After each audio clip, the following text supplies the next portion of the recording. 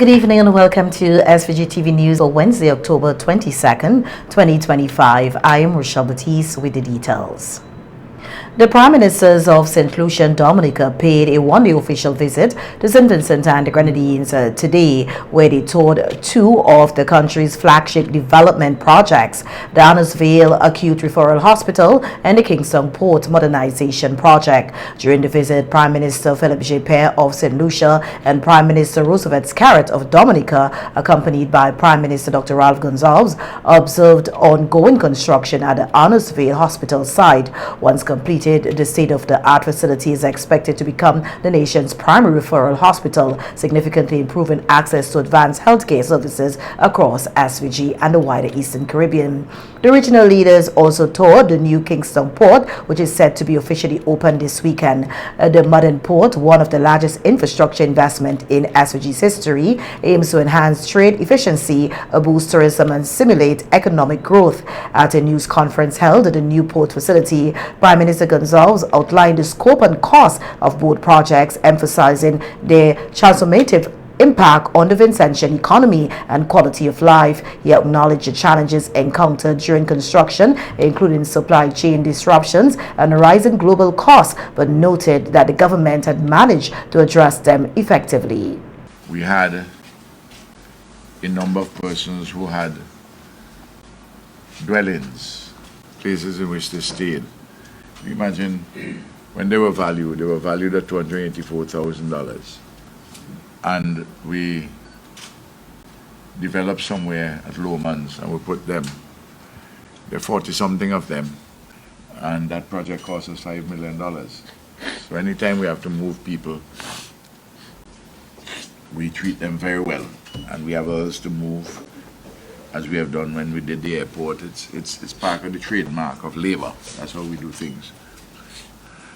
I mentioned the human aspect because that's very important in whatever we do. And to remember that at the end of the day we are serving people. But the projects are important to serve people because if you don't have them, you don't have the advancement. I'll talk a little bit more about the project a little later, but I think you hear me a lot. I think that important that we get the impressions of Roosevelt and Philip, who are very experienced. Prime Minister Scarrett commended SVG's government for its leadership in undertaking major national projects despite global economic pressures. He highlighted the importance of regional collaboration among small island developing states, particularly in addressing shared challenges such as climate change, border management, and sustainable economic development.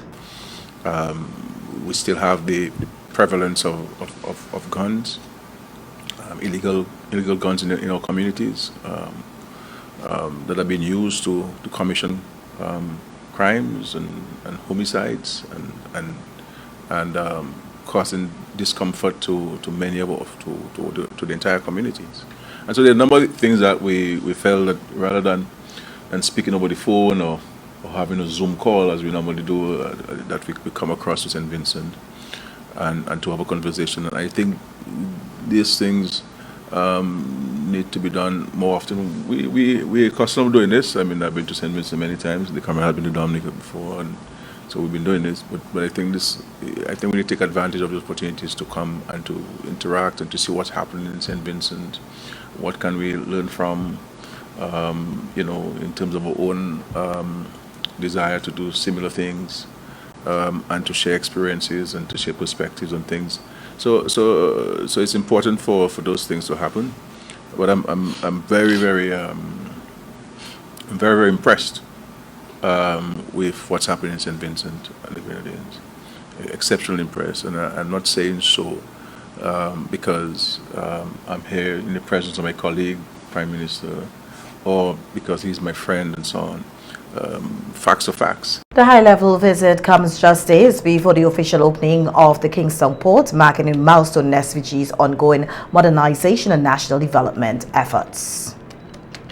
A total of 73 residents from North Windward communities received property deeds on Monday, officially becoming homeowners of government-built houses. The initiative was spearheaded by the Ministry of Housing and primarily benefits families displaced by the 2021 eruption of Lasso volcano. The distribution is part of an ongoing effort to provide secure housing for those affected by the disaster. Minister of Housing Rhonda Brewster said that while 80 property deeds are to be issued in total, not all were handed out at yesterday's ceremony. Brewster noted that the deeds were delivered at no cost to the new homeowners, emphasizing the government's commitment to supporting displaced citizens. We have a total of 84 deeds to be handed over today. But I want to tell you that today we only have with us 73. And those 11 that are remaining, they will be completed by tomorrow. They had a late run with them, but they will be done by tomorrow, and they will be ready by the end of the week before independence, those 11. And I want to say this, that we know that after a natural disaster, everyone would be trying to get their lives back together.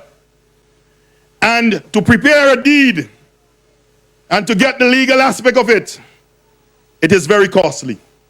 And you know, like I said, if you love people and you have a heart for people, even now while you're rebuilding and reconstructing, we did not come to you and say, well, we have all your names, we have all the lands, we have all the houses. You go ahead and do your deed. Get your lawyer and do your deed. This government took on the task along with the Mustique Charitable Trust and the Mustique Company and the other entities involved. And we said we have to come together and hand over these deeds, ownership, free of cost. The Mustique Charitable Trust partnered with the government to assist in the post-eruption rebuilding efforts. Avenel De Silva, the Trust Administration Director, stated that the organization carried out the housing project in phases. Of the Verve initiative was launched as a joint venture between the Mustique Charitable Trust and the UK Friends of the Charitable Trust. This phase shifted focus to long-term macroeconomic recovery and most notably the rebuilding of homes to those displaced by the eruption. In collaboration with the government of St. Vincent and the Grenadines, an agreement was made to purchase land and reconstruct homes for affected families at a cost of just over $4 million.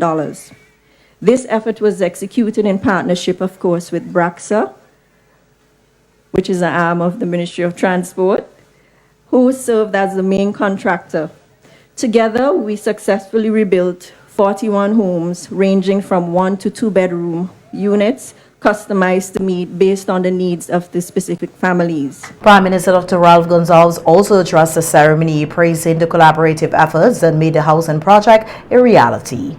8-year deeds for free. 8-yard houses with land for free. I just want you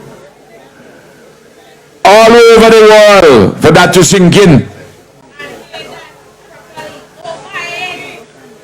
You know, when we opened here, we pointed out that for each of these houses, you don't calculate only the value of the house and the value of the land. The infrastructure, the roads, the light, the water, they have a price, you know. All you have to do is to wait and collect your key. The newly distributed homes are located in the Orange Hill and Sandy Bay areas, two of the communities hardest hit by the volcanic eruption. And the National Independence Church service was held on Tuesday at the Faith Temple Church in New Montrose under the theme Celebrating Our Identity, Inspiring Our Future. Delivering the sermon at the service, Pastor Al Blake of the Association of Evangelical Churches told those in attendance that Jesus alone is the hope and way forward for St. Vincent and the Grenadines. In him, our independence finds true meaning and our future finds a sure foundation. So look around you today. Right here in beautiful St. Vincent and the Grenadines, we are surrounded by emerald hills and the majestic presence of the La Soufrière and the shimmering turquoise water that holds our scattered pearls, the Grenadines, from Beckwith to the Tobago Keys. We often speak of our nation's beauty, but today I want to speak of our inherent worth and the incredible divine destiny that's written over our collective Vincentian identity. It's no coincidence that we are called Saint Vincent and the Grenadines. The word saint is significant. In our text today, 1 Peter chapter 2 and verse 9, it's not just a verse, but it's a title deed. It is a declaration of who we are as a people in the eyes of Almighty God. The early church, facing persecution, was reminded that they were not common, not overlooked, but highly valued. Today, we can claim the same profound identity as reflected in our resilience, as reflected in our culture and our societal spirit. Pastor Blake noted that our history, though marked by hardship and struggle, and the long road to nationhood is purposeful. Think of the fortitude of our ancestors, the Garifuna and the Kalinago peoples who fought for this land. Think of the resilience shown after the recent eruption of La Soufrière. Think of the pandemic. Think of Hurricane Beryl. We are survivors. We are restorers. And this title reminds every Vincentian that you are valuable. Your vote matters. Your voice matters, and your unique contribution matters. When we celebrate our identity, we cast off the mentality of scarcity and second best. We are people selected for significance, and God chose us.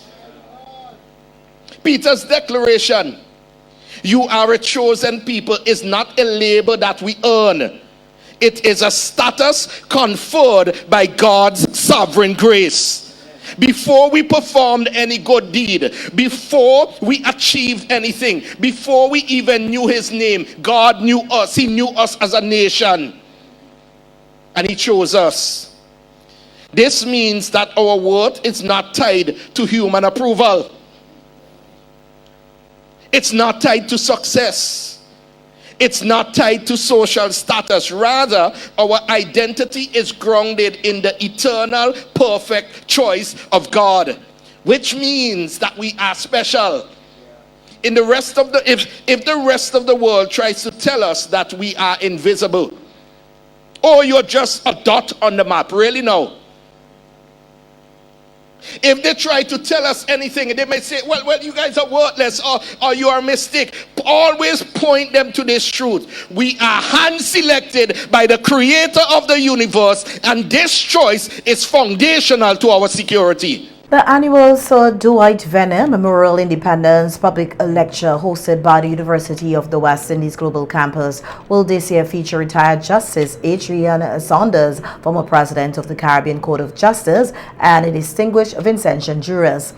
Justice Saunders will present on the topic From Independence to Interdependence, Strengthening Caribbean Sovereignty through Justice and Integration. In an interview with SVGTV News, Justice Saunders provided insight into the Caribbean justice system, which he says remains deeply rooted in colonial-era structures. Reflecting on his three-decade career in the judiciary, he expressed his satisfaction at being able to speak on a topic of such national and regional importance. And it's wonderful to be back home and to speak to an audience of Vincentians about this particular theme, because it has been a theme which I have been focused on for the last 30 years as a judge. That is the whole idea of how the justice sector in particular can identify those threads that still tie us up, that still strangle us, which are legacies of colonial subjugation, those that exist in the justice sector, how we can identify them and unravel them, because there are many. People assumed that on the 27th of October 1979, St. Vincent and the Grenadines gained its independence, it's free, and that's it. Colonialism is over. Well, that was the beginning of a journey to end the colonial ties that bound us. Because those ties were not just about the anthem that we sing, or the constitution that we have, or the government that we elect.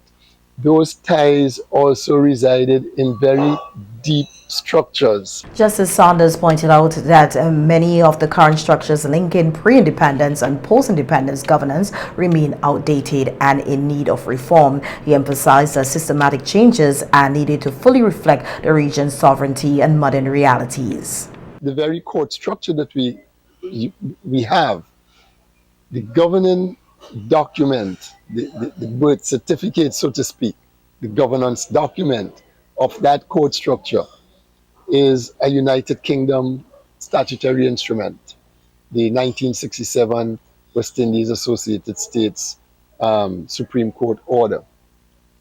And because it is a United Kingdom instrument, no Caribbean country can change anything in it, because it's not our document. It's a UK, an instrument of the UK Parliament, of the UK government.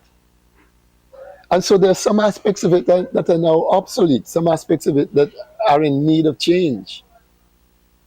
How do we go about dealing with that issue? So that on a basic level, it says that the retirement age of judges is 8. Justice Saunders also cited the University of the West Indies itself as an example of how colonial structures remain embedded within Caribbean institutions. Similarly, the University of the West Indies, the governing document is a royal charter, and that suffers from the same weaknesses, namely that if something in it has to be altered, we can't alter it. You have to petition the king to alter his charter. And he doesn't have anything invested in this to be desirous of altering it. And frankly, it's not his business. And so the University of West Indies has that same predicament. And so the more you look, the more you find these colonial structures that still influence and constrain our self-determination. And so from the justice standpoint, I'm interested in exploring those threads and in identifying them and putting forward solutions to address them. Looking ahead to Thursday's lecture, Justice Saunders said he hopes to inspire meaningful discussion on how small states like St. Vincent and the Grenadines can strengthen their justice systems while advancing self-determination free from colonial influence. He also stressed the need for greater collaboration among OECS countries to amplify their shared interest in regional governance, integration, and judicial reform. Meanwhile, Dr. Risa McBarnett, head of the UWI Global Campus here in St. Vincent and the Grenadines, said the university is grateful to host Justice Saunders as this year's featured speaker. She noted that the Dwight Venner Memorial Independence Lecture Series continues to be an important platform for intellectual engagement on matters of regional identity and independence. Started in 1999. At the time, Sir Dwight Venner, he delivered the very first lecture then, and we've been having those lectures since 1999. So we have had a number of speakers over the years, some very well-known speakers, including Professor Vereen Shepherd. We have had our very own Professor Joel Warrican, We have had a number of prolific persons, outstanding persons, and this year it is no different. So we're really excited that we have the Honorable Mr. Justice Adrian Saunders, former President of the Caribbean Court of Justice. So our lecture will take place this Thursday, October 23rd, 2025 at the UWI Global Campus, St. Vincent and the Grenadines site in Kingstown. So we start at 7 p.m. promptly. The lecture is scheduled for tomorrow, Thursday, October 23rd from 7 p.m. and is expected to draw participation from academics, legal professionals, students, and regional policymakers. Welcome back. Minister of Housing, Informal Human Settlement, Youth and Sports, Rhonda Brewster, has commended the Prime Ministerial Youth Advisory Council for its instrumental role in guiding the future development of St. Vincent and the Grenadines. Speaking at the Youth Excellence Award ceremony on Saturday, Minister Brewster praised the council for its dedication and innovative contributions to national policy. He noted that the youth-led body has consistently demonstrated leadership, vision, and creativity in its recommendations to government. Across the different sectors, we have seen tremendous strides as it relates to advising the Cabinet and the Prime Minister as to the way forward here in St. Vincent and the Grenadines in many different areas. Let's take, for example, housing, of which I have the responsibility to manage. Before the Youth Advisory Council came on stream, we had the traditional way of building homes here in St. Vincent and the Grenadines. And through strong advocacy from the council, we were able to transition and transform the way how we build here in St. Vincent and the Grenadines. The government minister highlighted the housing sector as one of the areas that has significantly benefited from the council's input. He credited young people for their forward-thinking ideas, which have influenced the transformation and modernization of housing policies and initiatives across the country. Let's take, for example, sports. The formation of the semi-professional league had the input of our young people, because they had a sense of striving to move from one level to a professional level as it relates to sports. And for the first time here in St. Vincent and the Grenadines, we launched our semi-professional league, both in netball, and soon we will have, before the end of this month, the rolling out of the football or soccer as we commonly know it. So I must say that the young people of St. Vincent and the Grenadines have been doing tremendous work. Yesterday, they had an excellent showing at the Youth Summit, where they discussed and elaborated on a number of challenges and issues that will arise from time to time here in St. Vincent and the Grenadines.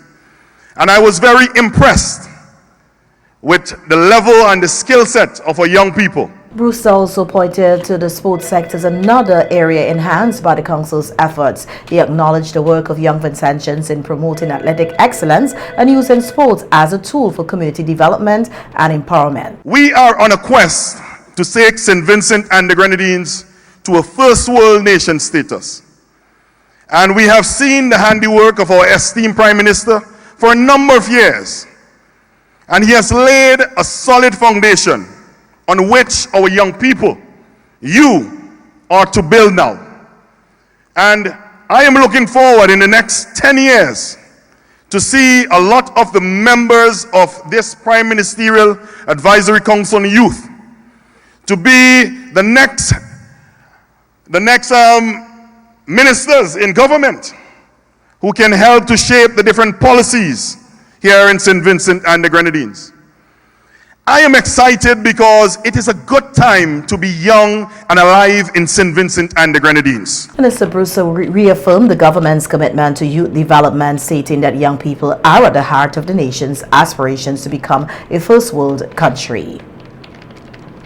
And the opposition New Democratic Party candidate for South Windward, Andrew John, has vowed to address long-standing issues affecting public sector workers in the country, particularly concerning benefits and reinstatement for those affected by the COVID-19 vaccine mandate. Speaking at a meeting in Stubbs on Monday night, John said an NDP government will be committed to creating a fairer system for all workers while working to restore public confidence in national institutions. That we are going to make things better under NDP government. That's why I'm going in. Right? So when you hear Andrew John, when you hear my name mentioned, I don't like to talk about myself, I don't like to talk about myself because I feel I still have more to give to my country. I still feel I haven't done enough for my country. So all of us know what we have put in. Don't let anybody come tell you they put in and you didn't put in. All of us have contributed to the development of the country. But what they have done is try to keep you who have so much ability out of the development and try to keep it down. Under promotions, they don't want to promote people, so say they're looking for their own. John outlined the NDP's 60-day plan, a strategic policy initiative he described as the first in a series of programs aimed at stimulating economic recovery and institutional reform in St. Vincent and the Grenadines. While specific details were not fully disclosed during the meeting, John emphasized that the plan will prioritize improving the conditions for public servants. I looked at a 60-day plan, a 60-day plan that nearly drive them crazy. And I have to laugh. Just a little 60-day plan. We have so many plans, but we want to show you that as we hit the ground, we're running. As we hit the ground, we're hitting it running. We don't have any time to waste. They have wasted too much of our time already. So I said to public servants, and I like to talk about public servants because I've worked in the teachers union to represent teachers, to help to change the way that public servants are being treated. And so I am pleased to say to our teachers and my police friends, say, don't say teachers alone. Say public servants, say policemen, nurses and doctors. All of us down, they fire down to those persons working in the sanitation department. You ever meet a wickeder government? John said one of the key goals of an NDP administration is to re-employ public servants with full benefit, especially those who were previously reinstated without what he said receiving their rightful entitlements. That within the first 60 days, may just say don't say 60 days, say the first day that you get in your job back with all your benefits. If you go and review the tape, you will see Andrew John there explaining to the teachers who are going back that they were not going to get their benefits back. I told them that. I didn't discourage them from going back, but I said go back and know that this man said rehiring is not reinstatement. So we know that from day one, you get back your job. But here now, you have to vote for it. You have to vote for it. They are not willing to give it to you. We in the NDP, under the leadership of Dr. Friday, is saying to you, within 60 days, you are going to be reinstated to your previous job. That is important. That is significant. John concluded by reaffirming the NDP's commitment to protecting the rights of public servants and ensuring their contributions are fully recognized in SVG's development.